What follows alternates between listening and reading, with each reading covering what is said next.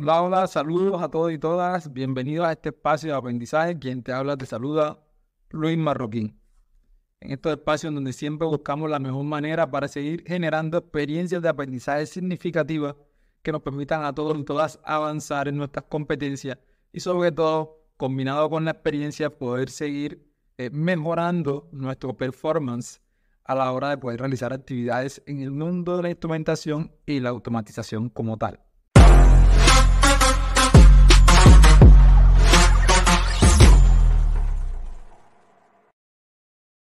Mira, hay una nueva cosita que es importante cuando estamos trabajando en instrumentación y si de pronto tú me has seguido a lo largo del tiempo o si eres nuevo en el canal y en mis redes sociales, es lo siguiente. Yo trato siempre de preocuparme porque las cosas que se realicen o lo que vayamos a desempeñar se haga siempre de la mejor manera.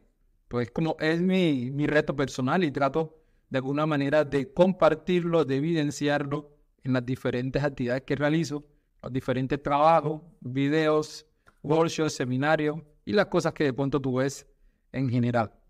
Me resulta a veces como una dicotomía en la cuestión de que cosas tan elementales como manejar equipos que me puedan dar una ayuda, un soporte a la hora de medir variables, voltaje, corriente en general, por dar un ejemplo, o evidenciar datos, a veces se vuelve como tan complejo. Y créeme que yo también pasé por eso en su momento. Y cuando me encuentro con un tipo de situación, tengo algunas estrategias que trataré de contarte algunos puntos clave. Primero que debemos como quitar el mito de que a la hora de intervenir un instrumento de campo, voy a hablar del caso más típico, un transmisor, del tipo de variable de proceso que sea, el hecho de que de que yo llegue a revisar un instrumento no lo va a dañar. Ese es un mito que a veces tenemos. Oye, no vayas a revisar tal instrumento porque entonces, si lo revisas, entonces se va a empeorar la cosa. No. De manera personal y basado en la experiencia y el conocimiento que tengo sobre el tema, te puedo decir que entre menos intervenciones tú realices de determinado instrumento, determinada variable, pues obviamente también ayuda a mantener un cierto grado de confiabilidad. Pero el hecho de que se requiera, porque en la estrategia de mantenimiento, en el plan de trabajo de mantenimiento, por el tipo de instrumento, la variable, hay unas actividades periódicas que hacer o se ha presentado una anomalía y es necesario revisar, hay que hacerlo, hay que hacerlo. Pero para eso hay que tener ciertas recomendaciones, ya sea un transmisor, una válvula, un interruptor, inclusive vamos a verificar un manómetro o un termómetro. Hay que hacerlo, no hay que trabajar con miedo. Entonces ese primer mito, vamos a irnos quitándolo de nuestra mente. No hay por qué tener miedo a la hora de trabajar. Lo que sí es bueno es ser precavido y manejar procedimientos. En todas las empresas en las que yo he trabajado, en algún momento se ha utilizado, se ha implementado un plan de mantenimiento. Y eso ayuda a tener como una estructura de qué se debe hacer, cuándo se debe hacer y con qué se cuenta. Eso se parte mucho y va ligado con la planeación. Y aquí hablando un poco más de conceptos de estrategias de mantenimiento como tal, pero es importante que lo tengamos presente. Si yo voy a desarrollar una actividad, si voy a revisar, hacer la inspección de un motor, si voy a tomar datos de ajustes de una válvula, si voy a observar la lectura de unos termómetros que están en una caldera, por ejemplo, yo debo tener una planeación previa para quitarme ese miedo de que al momento de que yo lo vaya a revisar se va a dañar. Caso, por ejemplo, que te puedo mencionar en experiencia reciente, ponle a la fecha de este video, más o menos un mes anterior a la fecha de este video, estuve revisando unas bombas marca X y obviamente a simple vista cuando se observaba, se tocaba la tubería, se hacían unas revisiones eh, visuales en el sitio, pues se observaba de que efectivamente estaban trabajando todas las bombas, bombas pequeñas, hablando de tubería de 1 pulgada, bombas pequeñas. Pero entonces, con herramientas de medición, que inclusive algunas de esas herramientas las daba el fabricante, se podía evidenciar de que determinada bomba estaba girando en sentido contrario al que debería hacerlo, y obviamente eso cambia todas las reglas de juego, a lo cual toca revisar el por qué está sucediendo, y en su defecto, si es muy crítico el uso que se le da a esa bomba, pues se recomienda o cambiar la parte del actuador que está haciendo, obviamente, el proceso de giro, para hablar rápidamente, del funcionamiento, o en su defecto reemplazarla todo, ya dependiendo de la estrategia si se hace. En mi caso particular me tocó reemplazar casi que todo el sistema, porque al interior también encontré, luego de haber observado a detalle, recordemos que inspección no solamente observar, sino también ser más minucioso, mirar conexiones, mirar las partes, los elementos, si habían partes oxidadas que ya la corrosión por el tipo de sustancia de la tubería había dañado parte de la estructura interna de la bomba, y con las evidencias necesarias se informó al personal correspondiente y se me autorizó a hacer el cambio de la mayoría de las piezas para que el sistema otra vez se restableciera, y luego de ello, obviamente, hacer pruebas de verificación para poder restablecerlo. Entonces es importante que nosotros nos arriesguemos a hacer ese tipo de actividades y que quitemos el mito de que si vamos a revisar un instrumento, un equipo asociado a la instrumentación, va a hacer que se dañe. Siempre es bueno hacer esa actividad para evitar que con el tiempo, y teniendo claro de que cada uno de estos sistemas, equipos e instrumentos tienen un ciclo de vida útil, y entonces al hacer ese tipo de actividad nosotros lo que vamos a hacer es ayudarlo a que se prolongue ese ciclo de vida, y obviamente pues el sistema y la confiabilidad del mismo aumente. Entonces esa primera parte, ese primer mito, quiero que lo tengas ahí pendiente. Vamos a sacarlo. Otra cosa es que si no tengo todas las herramientas posibles, no puedo trabajar. Qué chévere, maravilloso, como dicen en mi tierra, chévere. Qué bueno sería que tuviéramos banco de calibración para cada una de las variables, tuviéramos equipos certificados todo el tiempo en cada variable, tuviéramos comunicadores de campo para HART, Foundation, Fieldback, Profi, UPA y el resto de protocolos que existen, que se van generando. Pero hay veces que solamente tenemos un generador de corriente, un multímetro que pide miliamperes, y de momento los destornilladores y demás es lo que tenemos. Puede ser que sí en la empresa sí esté y lo tengan ocupado, o puede ser de que no contamos con herramientas, pero ¿qué hacemos? ¿Qué hacemos? Siempre va a haber una manera con las herramientas básicas que tenemos, de poder dar un diagnóstico. Verificar el valor del voltaje y la lectura de corriente es fundamental en cualquiera de los instrumentos que estemos trabajando en un lazo de control.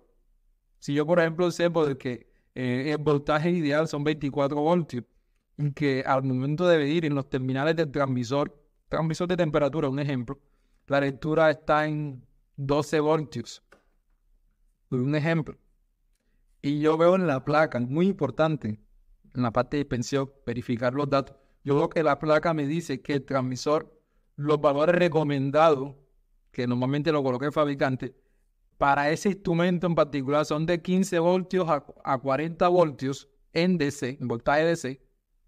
El transmisor puede que esté funcionando, puede que me esté dando lectura, pero ya el voltaje no está en la zona de trabajo óptima. Y eso va a hacer de que no haya una confiabilidad en que el proceso realmente esté recibiendo los valores de señal que necesita. Entonces, ¿qué me toca hacer? Con el multímetro, verificar voltaje, verificar los puntos de conexión, si hay una caja intermedia de conexión o junction box donde llegan las conexiones, o si directamente llega hacia el sitio de control, verificar qué pasó, verificar si se dañó o un fusible, verificar si es que hay un cable roto o hay un falso contacto. O sea, son cosas que yo puedo ir haciendo con esas herramientas para ir descartando una falla mayor. Y el hecho de conocer y tener claridad de cómo funcionan estos equipos, llámese multímetro o generador de corriente, ayuda muchísimo a resolver problemas. Ya más adelante, si obviamente cuentas con todas las herramientas y puedes hacer comunicación en el protocolo que esté utilizando el instrumento, pues puedes mirar otro tipo de detalles que te ayuda más a llegar al punto. Pero no cerrarnos a decir que no podemos. Entonces quitémonos ese mito de que si no tenemos todas las herramientas sofisticadas de trabajo, no podemos por lo menos dar un diagnóstico. Con las herramientas básicas, con el hecho de que tengamos un multímetro, por lo menos midiendo corriente, voltaje, que tengamos un generador de corriente, nos ayuda muchísimo a dar muchas pautas de diagnóstico. Y obviamente si la cuestión es mayor, pues debemos obviamente reportar e informar lo que está pasando para buscar las herramientas más adecuadas o en su defecto comparar con otros instrumentos que estén en la zona a ver qué lectura tienen y cómo yo puedo solucionar el problema. Entonces, son cositas, son detalles que están allí, pero recuerda siempre de que debe haber siempre una manera o un indicio de poder llegar a. Ahora, todo este tipo de actividades siempre recomiendo yo tener un conocimiento previo y leer los manuales, por lo menos en la sección, en este caso de instalación, configuración o el troubleshooting. Que si has visto estos últimos videos de la parte de instrumentación, el que hice el número 3, si mal no estoy, sobre manuales, te habla un poco más del uso del tema. Entonces te invito a que le des un vistazo también. Otro tipo de cosas también que se piensa en el mundo de la instrumentación es que todas las señales siempre deben estar trabajando en 420 miliamperios. Siempre. Pensamos siempre. Y hay que tener en cuenta algunos instrumentos, ya sea por el tipo de configuración, porque están a corta distancia de un tablero de control o por la configuración que se requiere, también trabajan en modo voltaje. Si se ve mucho en las salidas de los controladores, sobre todo si voy a trabajar con variadores de frecuencia. Entonces yo puedo tener un variador de frecuencia y en vez de estar recibiendo el variador en su entrada, la señal de control en corriente la puedo recibir en voltaje de 0 a 10 voltios. Entonces yo no puedo estigmatizar que siempre voy a recibir señales en corriente. Aunque sea la que más se utilice, aunque sea la que normalmente se encuentra, yo siempre invito, demos un vistazo, miremos a ver cómo está configurado. Y también se encuentran en transmisores. Hay algunos transmisores que en su configuración permiten trabajar tanto en voltaje como en corriente. Y si yo no tengo esto claro y cambio la configuración o no me he dado cuenta si vino por defecto de una u otra manera, al momento de hacer la medición me da un valor que no corresponde, voy a pensar que el instrumento no está funcionando bien. Entonces son detalles que debo tener en cuenta a la hora de trabajar y que me van a ayudar muchísimo a poder resolver diferentes problemas. Otra cosa, se piensa también de que siempre, y esto sí lo anoto porque me pasó en su momento, siempre cuando hablamos de instrumentación hablamos de calibrar. No, es que sí, oye, el instrumento está en tal parte o está allá, hay que calibrarlo. Y yo pregunto, ¿y qué tiene el instrumento? No sé, pero hay que ir y hay que calibrarlo para que funcione. Y después que ya yo aprendí en todo esto y te comparto la experiencia, recordemos que calibrar, recientemente me lo preguntaron, pero te lo repito aquí, es comparar. Voy a comparar los datos de mi instrumento con otro instrumento que tiene unas mejores características, que cumple con una reglamentación, con una normativa y que tiene menor incertidumbre que el que yo tengo. Es decir, que tiene, hablando en términos castizos, tiene menor error o tiene, al momento de hacer la medición me va a generar menor error que el que yo tengo en campo. Entonces yo puedo empezar a observar qué sucede bajo las mismas condiciones o tratar de colocar los dos bajo las mismas condiciones, ya sea de proceso, ya sea en taller o en un laboratorio de metrología, poder mirar qué pasa en los dos y tomar decisiones con base a ello. Pero si yo me quedo solo con la calibración, no resuelvo el problema.